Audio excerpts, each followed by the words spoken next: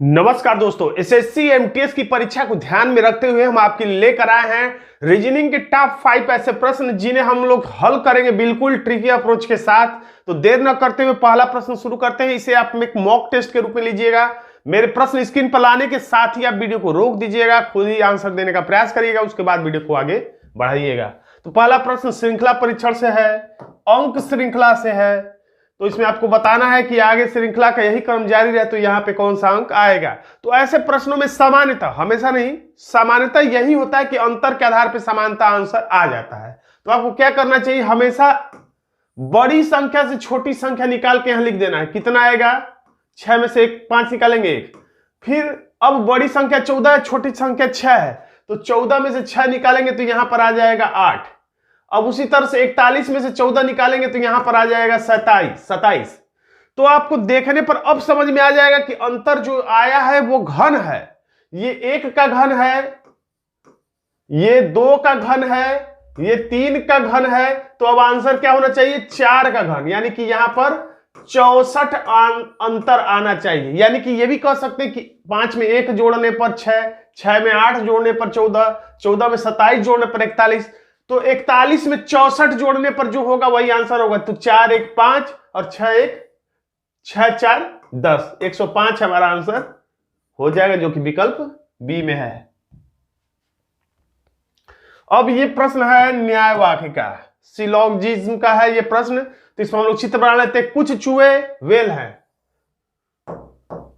कुछ चूहे क्या हैं, वेल हैं। तो हम लोग बना लेते हैं, वेल लिख लेते हैं। उसके बाद सभी वेल कुत्ते हैं, तो सभी वेल को हम लोग घेर लेते हैं कुत्ते वाले वृत्त से। तो अब निष्कर्ष देखते हैं, कुछ चूहे कुत्ते हैं, तो ये कुछ चूहे, ये वाले चूहे कुत्ते हैं।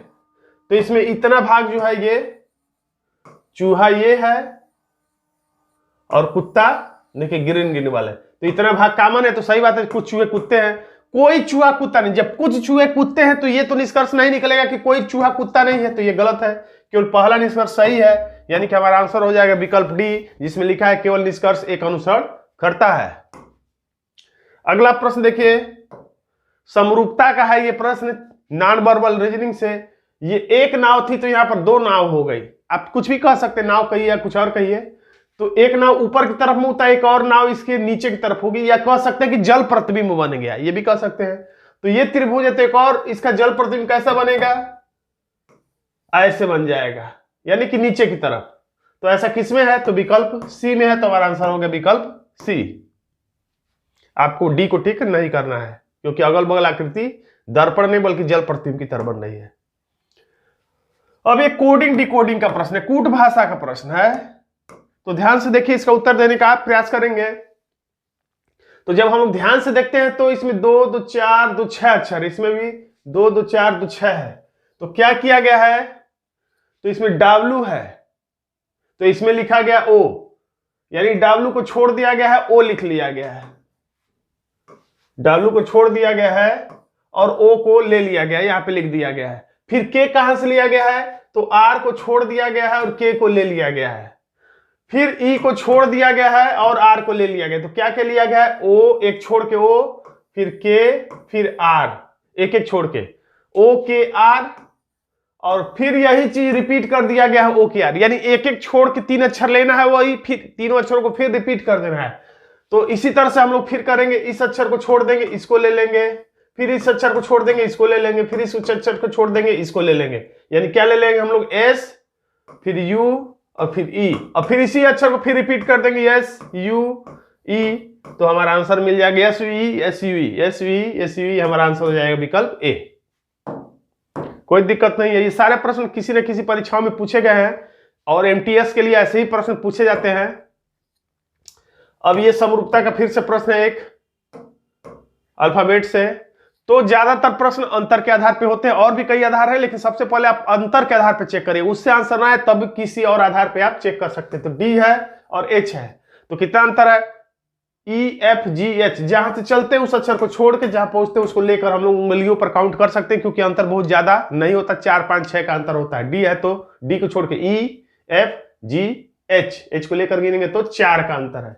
यानी बढ़ रहा है इसलिए प्लस और 4। अब ई से आई, ई है तो ई को छोड़ के एफ जी एच आई, ये भी कितने का अंतर है, +4 का है। एच से एल तक, तो एच को छोड़ के और एल तक एच है तो आई जे के एल, ये भी 4 का अंतर है। चाहे तो आप अगर वर्णमाला का क्रमांक याद है तो ये भी समझ सकते हैं, 8 में से 4 निकलेगा तो 4, 9 में से 5 निकलेगा तो 4, 12 में से 8 निकलेगा तो 4।